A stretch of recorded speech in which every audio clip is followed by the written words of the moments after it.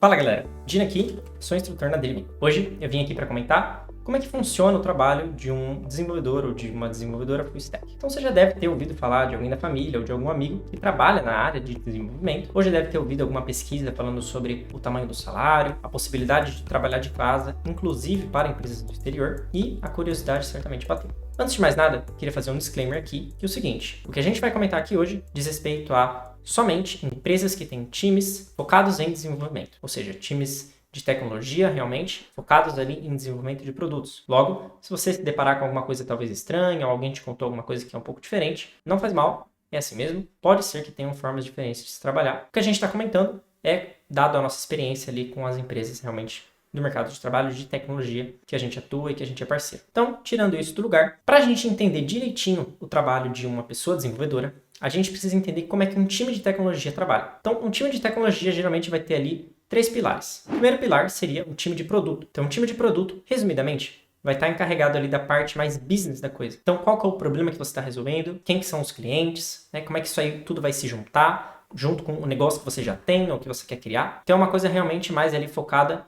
em entendimento do problema, do negócio. O time de produto ele vai estar trabalhando ali lado a lado com o time de design. O time de design está encarregado em tudo aquilo que é visual do produto. Ou seja, você tem ali uma tela que você precisa desenvolver para um website, ou uma tela de um aplicativo, uma tela de um sistema. Como é que essa experiência vai funcionar? Né? Você vai ter um título ali com qual fonte que ele vai estar, qual que vai ser o tamanho disso ali, como é que isso vai estar disposto na tela, com quais cores. Então, tudo que tem a ver com o visual, todos os componentes que você vai construir, geralmente tem que passar pela mão de alguém de design que vai tentar pensar qual que é a melhor forma de dispor isso.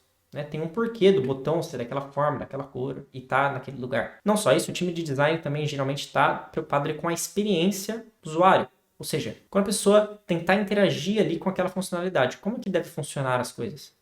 Né? Isso aqui tem que ser coeso, tem que estar funcionando parecido. Se tem alguma outra funcionalidade no seu sistema que faz algo similar. Então esse time estaria encarregado disso. O terceiro pilar, que é o time de desenvolvimento, ele já teria que ter em mãos alguém que pensou no produto, ou seja, na dor que a gente está resolvendo, como que a gente vai resolver, e de um design, ou seja, beleza, a gente já tem a dor ali, uma coisa mais abstrata, mas de fato, como que isso deve se parecer ali na tela? Não quer dizer que o time de desenvolvimento não possa debater um pouco e dizer, olha, eu acredito que dessa forma aqui pode ser melhor, ou com o que a gente tem disponível hoje ali na área de desenvolvimento. A gente pode fazer dessa outra maneira, que também pode funcionar.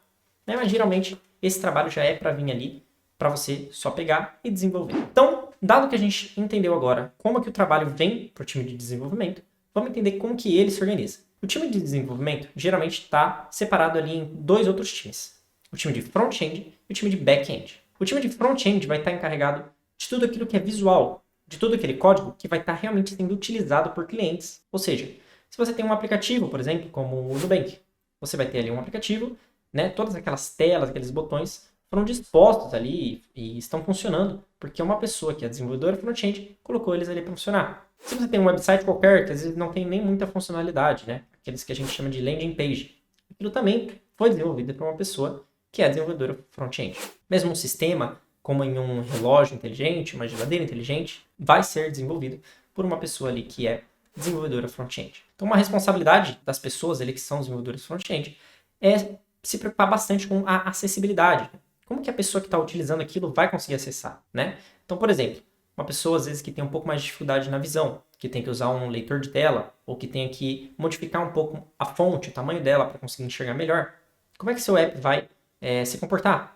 Ele vai suportar isso, ele vai quebrar todo o layout, né? Como é que isso vai funcionar? Outra responsabilidade é como que isso vai responder ali aos diferentes tamanhos de dispositivos. Por exemplo, você pode ter um site que vai ser utilizado por pessoas em um computador, que tem um certo tamanho de tela, pessoas que estão em um celular, que tem um tamanho certamente menor, né? E aí o seu site tem que continuar entregando valor, o seu site tem que continuar funcionando para esses tamanhos de tela.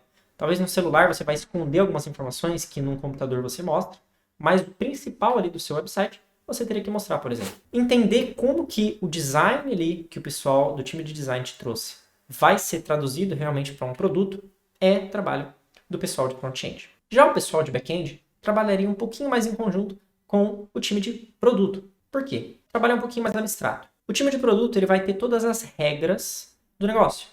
Então pense assim, quando você tem um banco tradicional, por exemplo, todo banco tradicional tem algumas operações, algumas coisas que acontecem, como por exemplo uma transferência, um saque, um pedido de empréstimo. Tudo isso tem uma série de regras que devem acontecer. Por exemplo, se eu vou fazer um saque, eu só tenho algumas notas disponíveis para fazer um saque.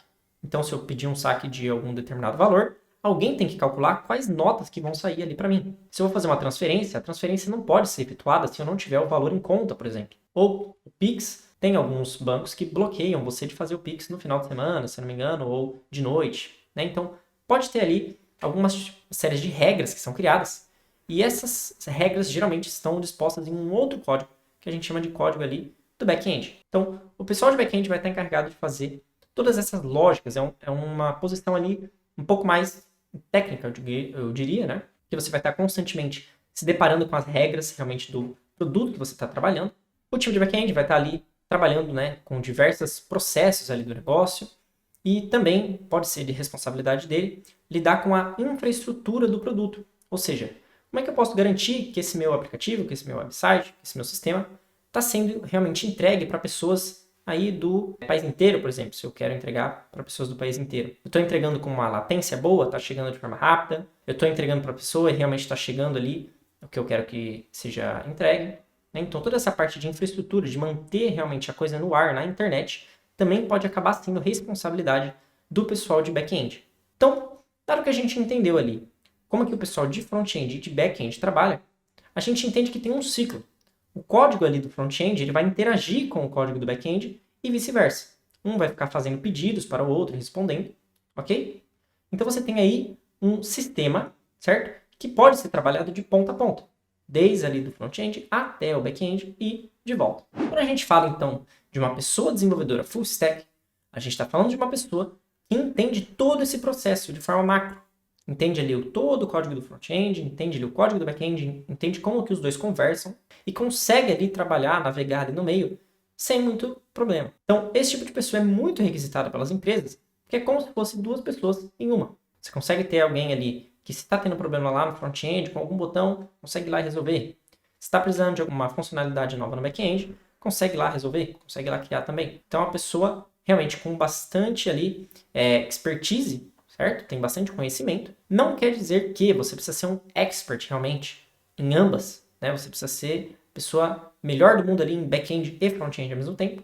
Geralmente você vai ter algum que você é melhor ou que você gosta mais. Mas você certamente, se te pegarem e jogarem qualquer um tipo de projeto, né? Seja ele front ou back-end, você conseguiria se lidar muito bem. Então essa aqui é a ideia de um profissional que é desenvolvedor full stack. Uma pessoa que entende aí do processo todo de desenvolvimento e consegue trabalhar isso aí no meio. Quando a gente está falando de salários, por exemplo, um desenvolvedor júnior, ou seja, aquele desenvolvedor com pouca ou nenhuma experiência, dependendo da empresa, né? Quando a gente vai falar ali de um desenvolvedor que é front-end, ele pode acabar ganhando ali por volta de 2, 3 a 4 mil reais, dependendo da empresa, dependendo da região. E quando a gente está falando de um desenvolvedor full stack, né, que seja também júnior, ou seja, tem o mesmo nível de experiência ali, a pessoa talvez já poderia começar ganhando um pouco mais. Talvez a faixa já começaria ali nos 3, 4, iria até 5 mil reais. Então, quando a gente fala de um desenvolvedor ou de uma desenvolvedora full stack, a gente certamente está falando de uma pessoa que pode entregar muito mais valor ali para uma empresa. Porque, como eu disse, seriam duas pessoas ali, entre aspas, pelo preço de um. Certo? Então, espero que eu tenha tirado aí as suas dúvidas a respeito de desenvolvedores e desenvolvedoras full stack. Se é seu sonho começar a trabalhar com essa área, né, eu sugiro aí que você dê uma olhada no nosso site, entenda melhor como é que o nosso bootcamp funciona. A gente tem uma formação de 9 meses que vai justamente desde o front até o back-end, passa um pouquinho ali sobre infraestrutura também. Tem todo aquele suporte de carreiras, tem aulas também de soft skills, que eu não comentei muito aqui, mas que também certamente é importante, às vezes mais importante até do que o técnico. E aí, o que você achou do conteúdo? Entendeu a diferença entre desenvolvedores front, back e full stack? Me conta aqui nos comentários. Já aproveita para compartilhar com aquele seu amigo ou amiga que tem interesse pela área. Espero que vocês tenham gostado e até a próxima.